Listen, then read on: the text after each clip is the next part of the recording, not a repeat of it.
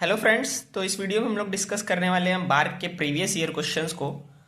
तो इसमें जो क्वेश्चन आया था कि इसमें एल जो है वो रिप्रेजेंट करता है आपका टोटल एंगुलर मोमेंटम ऑपरेटर को। तो आपसे वैल्यू पूछा था एल क्रॉस एल की। इसमें ऑप्शंस ये थे। तो इसको सॉल्व करने के लिए पहले आपको एंगुलर मोमेंटम की जो ऑपरेटर है उसकी वैल्यू पता होनी चाहिए कि इसको हम लोग रिप्रेजेंट कर सकते हैं एल एक्स आई कैप प्लस एल वाई जे कैप प्लस एल जेड के कैप के फॉर्म में। अब क्योंकि हमें यहाँ पे वैल्यू निकालनी है एल क्रॉस एल की, तो यहाँ पे हमें इसका कर्ल निकालना होगा। तो हम लोग आई जे के और L X L Y L Z लिख लेंगे और इसके बाद इसको सॉल्व करेंगे। तो जैसा कि हम लोग सॉल्व करने में जानते हैं कि हमें किस तरीके से डिटर्मिनेंट को सॉल्व करना होता है, तो आई कैप जब हम लोग लेंगे तो इसको हम लोग कवर कर लेते हैं। क्रॉस मल्टीप्लाई होगा एल वाई एल जेड से और minus L Z L Y से। ठीक, तो ये हमारा पहला आ जाएगा। उसके माइनस जे कैप, इस तरीके से हम लोग इसको सॉल्व कर लेंगे। फिर नेक्स्ट स्टेप में क्या होगा, जैसा कि हम लोग जानते हैं कि L Y L Z minus L Z L Y, इसको हम लोग commutator of L Y L Z से रिप्रेजेंट कर सकते हैं। उसी तरीके से एल एक्स एल जेड और minus L Z L X को हम लोग commutator of L Z L X कर सकते हैं। अब यहाँ पे देखिए माइनस साइन प्लस में चेंज हो गया, क्यों? क्योंकि यहाँ पे L X L Z minus L Z L x है, और जबकि हमने जब कम्यूटेटर में बदला तो L Z comma L x लिखा है। तो यानी हमने निगेटिव साइन से एक मल्टीप्लाई किया, इसलिए यहाँ पे पॉजिटिव हो गया है। अब प्लस के कैप को हम लोग उसी तरीके से लिख लेंगे। तो अब जो होता है commutator of L Y L Z, ये होता है I H cut L X. ठीक, उसी तरीके से commutator of L Z L X होता है I H cut L Y, और ये I H cut L Z हो जाता है एल एक्स एल वाई का कम्यूटेटर। तो जब हम लोग आई एच कट कॉमन ले लेंगे तो ये मिल जाएगा हमें एल एक्स आई कैप प्लस एल वाई जे कैप प्लस एल जेड के कैप, जो कि प्रीवियसली एल वेक्टर ही था हमारा। तो यहाँ से हमें आंसर मिल जाएगा आई एच कट एल वेक्टर, जो कि ऑप्शन आपका बी होगा इस हिसाब से। ठीक है, सेकंड क्वेश्चन डिस्कस करेंगे बार्क का, जिसमें पूछा है particle of mass M is subjected to a force F. Force की वैल्यू दी हुई है। ये जो पार्टिकल है ये वन डायमेंशन में है। इसका हैमिल्टोनियन बताना है हमें सिस्टम का। ऑप्शंस दिए हुए हैं, आप देख सकते हैं। इसमें करना क्या है कि हैमिल्टोनियन हम जानते हैं क्या होता है, total kinetic energy plus potential H equals to T plus V होता है, ये सभी जानते हैं।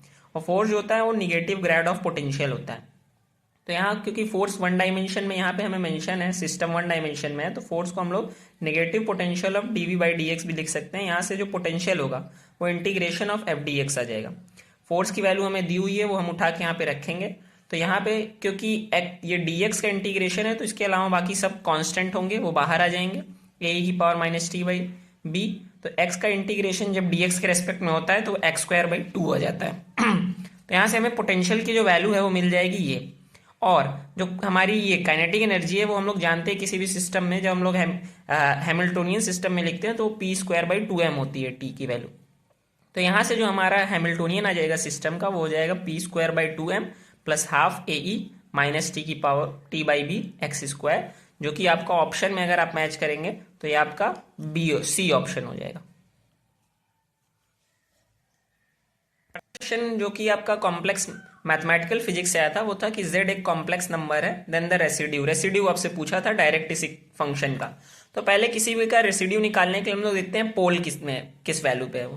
तो पोल जो हमारा डिनोमिनेटर है उसको हम इक्वल्स टू जीरो पुट करेंगे, तो z इक्वल्स टू वन पे ये पोल दे रहा है। ठीक, तो अब पोल z इक्वल्स टू वन पे दे रहा है, तो रेसिड्यू निकालने के लिए z की वैल्यू लिमिट वन से, तो z माइनस वन जो जिस पे पोल देता है हम लोग उसी को z माइनस वन से मल्टीप्लाई करते हैं और वापस से उस फंक्शन को रख देते हैं। तो उस फंक्शन को रखेंगे तो यहाँ से हम लोग माइनस कॉमन लेंगे, तो z minus one one minus Z cut जाएगा, यहाँ से वैल्यू आएगी minus of five Z minus one का होल स्क्वायर। अब लिमिट उठा के हम लोग पुट कर देंगे z की वैल्यू वन यहाँ से, तो फाइव वन ज़ा five minus one four, four का स्क्वायर माइनस 16 आ जाएगा, जो कि आपका ऑप्शन नंबर सी होगा। अगला क्वेश्चन है for a Fermi gas of capital N particles in 3D at T equals to 0 kelvin the Fermi energy is proportional to. इसमें Fermi energy आपसे पूछा है किसके प्रोपोर्शनल होती है। हम लोग फर्मी एनर्जी का एक्सप्रेशन जानते हैं, वो होता है H cut square by two M three pi square N की whole power two by three. यहाँ पे एन जो है ये डेंसिटी ऑफ पार्टिकल है। अब ये एन को अगर हम लोग 3D में लिखना चाहें तो इसको number of particles upon volume लिख सकते हैं। तो यहाँ पे हम लोग रिप्लेस कर देंगे स्मॉल एन को एन बाई वी से, तो एन बाई वी से रिप्लेस करेंगे तो यहाँ पे एन की पावर टू बाई थ्री के प्रोपोर्शनल हमारा फर्मी एनर्जी आ जाएगा, जो कि आपका सी ऑप्शन है। इसी तरीके से एक अगला क्वेश्चन है आपका, ये सर्किट से रिलेटेड आया था कि आपसे आउटपुट पूछा था इस सर्किट की। तो यहाँ पे जैसा कि आप देख सकते हैं दो नॉट गेट लगे हैं, तो अगर हम लोग ए इनपुट दे रहे हैं तो ये ए बार हो जाएगा और बी दे रहे हैं तो बी बार हो जाएगा।